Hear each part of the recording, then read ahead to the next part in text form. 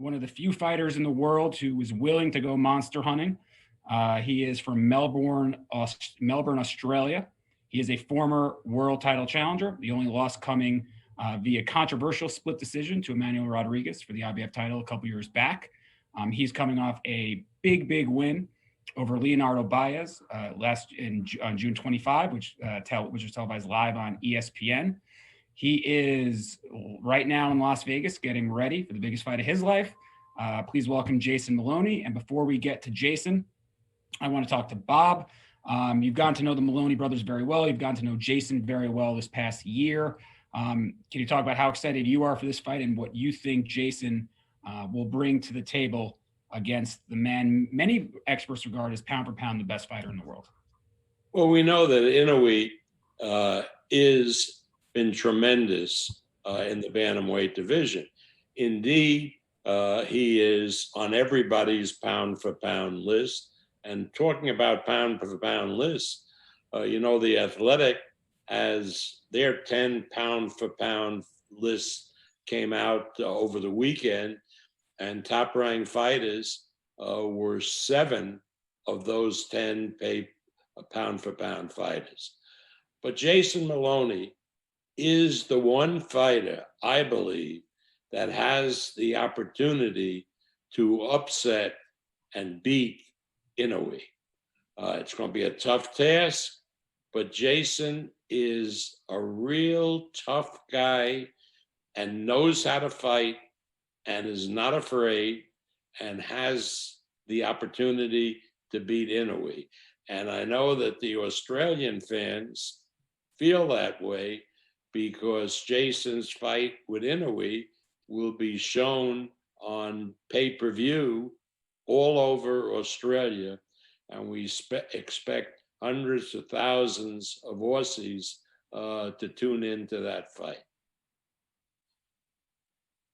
Thank you, Bob.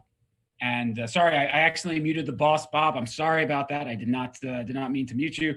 Now joining us on the line, again, just as a reminder, raise hand button, private message, shoot me a text, and we will get to your questions. But now joining us on the line, live from Las Vegas, vis-a-vis Melbourne, Australia, Jason Maloney. Jason, same question I had for Bob, I had for you. A lot of people in and around the bantamweight division want nothing to do with Naoya Inoue, making excuses not to fight him. You're running into that head first. Can you talk about the confidence and why you feel you're the man to dethrone arguably the pound for pound best fighter in the world? Yeah, thanks, Evan. It's good to join you all. And mate, I think every fighter should want to fight the best. That's why we're in the sport. My dream and my goal is to be the best bantamweight in the world, and the only way to make that happen is to beat Inoue. And I've been working towards this opportunity and wanted this opportunity for a long time, and it's finally here. And I'm completely confident, and I know I've got what it takes to beat him. And Saturday night's the opportunity to prove it, and I can't wait. I'm ready to go. And our first question, fittingly enough, comes from Down Under, Jason with FightView 360 Australia. Please go ahead when ready, sir. Yeah, g'day, Jason. Congratulations on the opportunity, mate. My question is that if you are successful, you'll go up on the same lines as the biggest upset, along with Jeff Horn and Lionel Rose when he defeated Fighting 100 back in 1968. Looking to the future, where would you like to fight in Australia, and what stadium would you like to bring a huge fight to? What's Etihad or Suncorp or ANZ? And finally, the grand finals happened on the weekend. Richmond and the Melbourne Storm got up, as you can see there by my hat. Your thoughts on the grand finals for the weekend? Yeah, g'day, mate. Yeah, look, obviously not looking too far ahead. I've got a big task on Saturday night, but obviously once I get past Inoue, the sky's the limit, and I would love to have a massive, super fight down under in Australia. And, I think being from Melbourne myself, the absolute dream venue would probably be the MCG. To pack out the MCG with 100,000 people would be the ultimate goal and the ultimate dream. beating Inoue and becoming a unified world champion and one of this will go down as the biggest win in Australian boxing history. So I think we can get a lot of support behind me once I get past Inoue, and if we can fill the MCG, then geez, how special would that be? And then going on to the other half of your question, mate. Didn't get to catch any of the grand finals over the weekend, but obviously great to see the Storm get up, and Richmond did a great job too, and looked like Dustin Martin absolutely cleaned up. So good on him. And thank you very much, Jason. And next we go to Matt from Behind the Gloves. Matt, please go ahead when ready. Hiya, Jason. Many people in boxing see Inoue as pound for pound #1 and also one of the most dangerous punchers in boxing at the minute. What do you see in his game that you feel that you can exploit going into your fight on Saturday? Yeah, obviously a great fighter. I've got a lot of respect for him, and obviously, like you said, he's got great power. But I see chinks in his armor. I think when he is extremely aggressive and obviously backs his power the way he does come in reckless at times, and can, he is there to be hit, and he can be as Donaire showed, he can be hit and he can be hurt. And I just back my ability, mate. It's not like I'm just looking at Inoue like, oh, I can see this big weakness. I want to fight him for that reason. I want to fight him because I want to be the best, and I back my ability, and I know how hard I've worked over the past 17 years to get to this opportunity, and I believe in myself, and I'm going to do absolutely whatever it takes to win this fight. You both share a common opponent in Emmanuel Rodriguez. Obviously, you had a close fight with him, and Inoue dispatched him in 2 rounds. But do you see this fight as basically a case of styles make fights, and that you're prepared to fight, fire with fire and meet him in the center of the ring? Yeah, definitely. And, we know that even though we share a common opponent, that's not exactly how boxing works. Just because he beat him and I didn't doesn't mean anything. And to be honest, if, that fight was 2 years ago, and if I was to fight Rodriguez now, or even if I was to fight myself 2 years ago, I reckon I'd knock both of those guys out too. So I'm not taking too much away from that common fight or common opponent. I know how much I've improved over the past 2 years, and this is a completely different animal to the one that Rodriguez fought. Thank you very much. And now we go to Mike Dixon. Mike, you're asked to unmute, so please unmute and ask your question. Hi, Jason. The Las Vegas odds makers listed you as an underdog at +600. Does this give you like an added motivation or a chip on your shoulder to win on Saturday? Yeah, absolutely. I love being the underdog, and I love proving people wrong and going out here and, as I've said before, shocking the world. This is the opportunity. I know a lot of people don't give me a chance in this fight, and that just gives me extra motivation and an extra fire in the belly to go out there and show people what can be done. People play some of these fighters like Inoue and like they did do with Lomachenko on this pedestal and think that they're unbeatable, but they're not. We're all human. We're all got 2 arms and 2 legs, and everyone has weaknesses. Everybody can be beaten.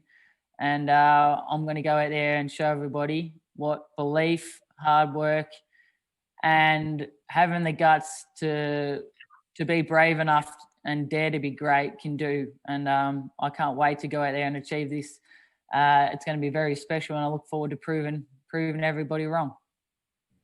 Thank you very much, Mike. And next we go back down under, and I have to say fight week with a prominent Australian fighter does not feel the same without the Australian media here. So on behalf of Top Rank, I cannot wait till the Aussie media comes back. We had some great times during Crawford Horn Fight Week, especially when you all stalked the gym to try and get a look at Terrence Crawford. There's some classic moments there. So now on that note, we go to Brock Ellis from Australia Boxing. Brock, please go ahead when ready. Thanks, Evan. It's great to have an Australian presence here, albeit virtually. Jason, I wanted to ask, Do you feel like you're one of the rare fighters to have benefited from the global pandemic? G'day, Brock. How are you, mate? Yeah, I do, mate. It's obviously when the whole pandemic hit, it was a pretty scary thought to think that I might have been sitting on the sidelines for the rest of the year. Obviously, I was originally scheduled to fight on April 25th, and that fight was called off. And it was a scary thought to think that what's going to happen.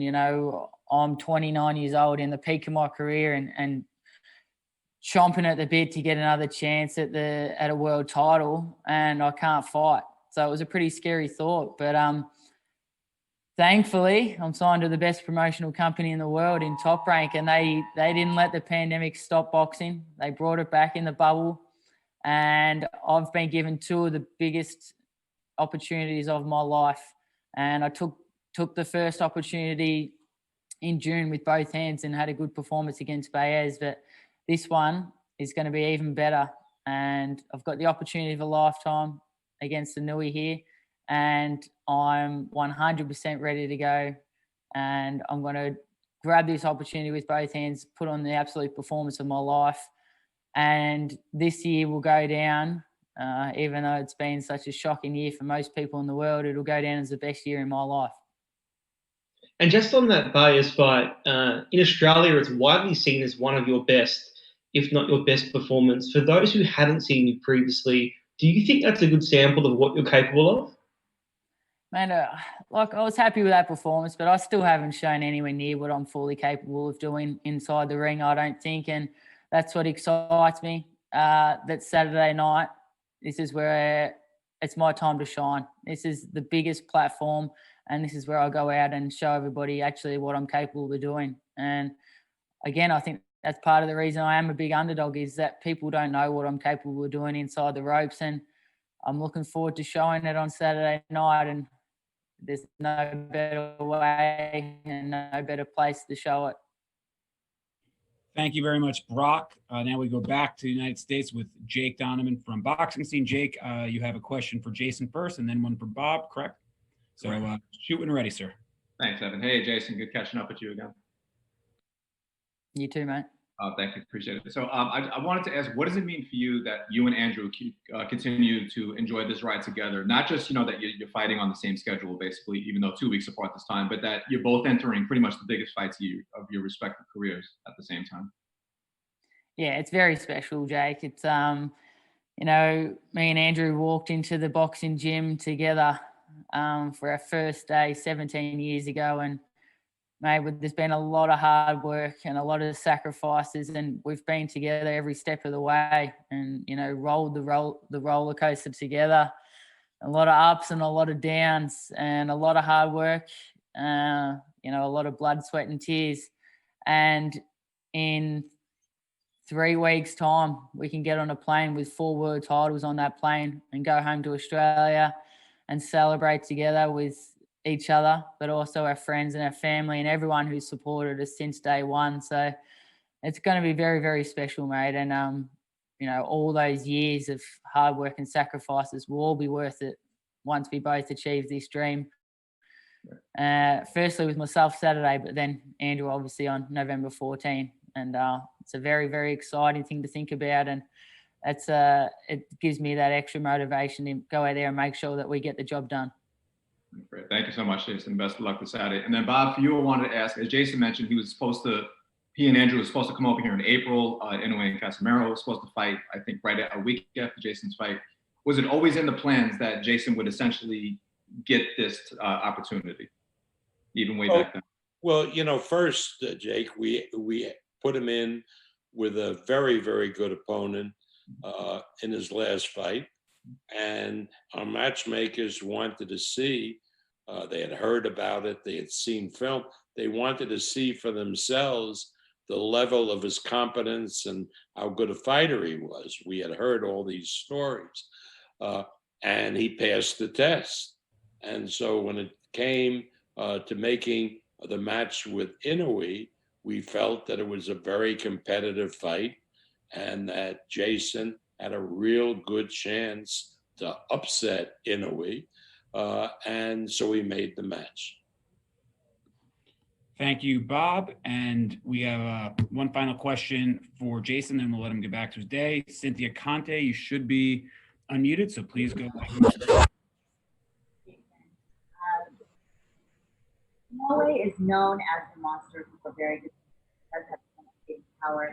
Cynthia, can you please, there's something going on with your volume. Can you please check your volume and then ask the question again? Sorry, you just had it was a bit muffled.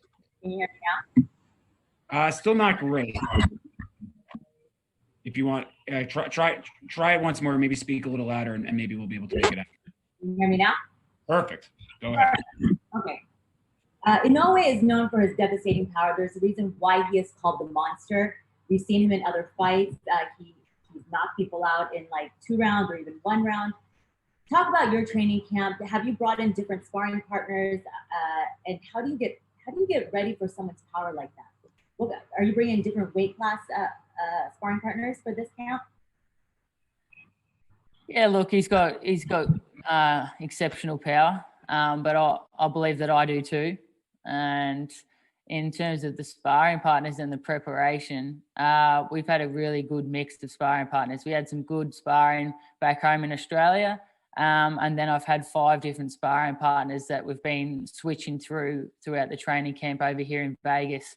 And 3 of the guys are actually staying in this house with us at the moment, the sparring partners, and we've had them watching Inoue every day. That's their homework, study Inoue, and when they come into the ring with me, their job is to be little imitations of Inoue, and they're jumping in, trying to have the same movements and trying to throw the same shots as Inoue and trying to give me, the same look that Inoue's going to give me once we get inside the ring. And they've done a tremendous job. I've been going through 12 rounds and they've been getting in and out and giving me a fresh look, and all of them are coming at me as, a mimicked version of Inoue. And it's been really great sparring and really great preparation. And I couldn't be more ready. It's the fight of my life, but this preparation's been the best preparation I've ever had, physically and mentally. I've never been in this sort of mind frame or this sort of shape, and I'm absolutely ready to go. And I'm confident that after all these years, Saturday night's going to be the best night of my life, and can't wait to stand in the ring at the end of that fight with those 3 bullets around my waist, and the sky's the limit after that. I guess lastly, like you touched on with his power, it's a fight. I know, you can't swim without getting wet. I know I'm going to have to wear some of his shots, but believe me, I can take a shot. I've never been hurt or dropped or knocked out ever in over my 100 fights. I know that I'm going to have to, take some of his shots, and I'm going to have to probably go through a little bit of adversity to win this fight. But as I said, I'm willing to do whatever it takes. One thing that separates us, I believe, is the will. I don't think anyone in this division wants it as bad as I do. And on Saturday night, I'll show what I'm willing to go through to make sure that I come out successful. And and if some of the undercard fights run short, we're going to show video of him and Andrew sparring one another, because I'm sure that is some incredible action. So, Jason, sorry, we bugged the gym. You and Andrew sparring will be on ESPN Plus Saturday night. Before we go, Jason, any final thoughts that you want to relay to everybody watching and to all the media here today? Yeah, look, thanks for your time, everybody. A massive thank you to Bob, firstly, for this opportunity. Obviously, it's the opportunity that I've been working towards for 17 years, as I mentioned, and I'm so thankful that this opportunity is finally here. On Saturday night, I've got the chance to achieve my dreams, and as I said, the preparation's been absolutely fantastic, and I'm very, very confident that I'm about to go out there and achieve something very special. So don't miss it. Tune in. Bob did say that he thinks it's going to be possibly fight of the year, and he's a smart man. This is going to be fight of the year and upset of the year as well for a lot of people. And I can't wait. So tune in and watch something very special.